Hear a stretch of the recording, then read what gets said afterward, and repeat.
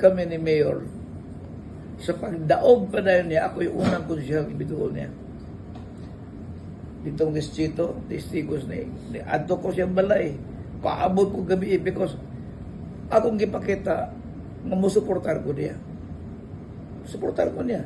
Bisag dili may preso partido, pero musuportar ko niya because parehas bis taga Norte. So mga na akong gi-express niya. Pero sabi nito bo, wa pa siya musuportar ako. Una, makato lang skateboard park. Iya ko gisugo. Itaga ako di authority to organize the skate park, skateboarding park. Among gihimo, gi-meeting na mo mga stakeholders, mga batanon, lipay kayo mga BMX, mga tininiya, mga extreme sports enthusiasts, lipay kayo. Negotiate namin sa SRP, okay na. Practically, kita ka ko niya 3 months, wapay 3 months, nahuman na mo tanan.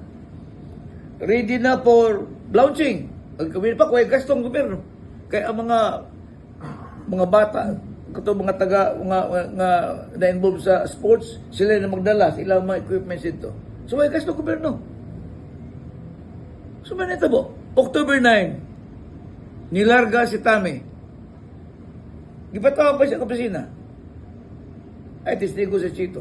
Di ko siya nga, dili musugot si Tami. So dili may na yun ang atong skate park. Ang launching. Una na, kagayon ko ba, iya kong gisugo, wag ko niya dipinsahi.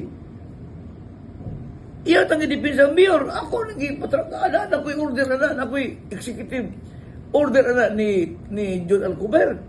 Nga, gitahasan ako siya, katapos imong babagan. Simple na kayo. Di mo sugot ang mayor, o di mo sugot ang vice mayor, muna dili may na yun ang pag-launching sa skate park. Muna'y bati ba?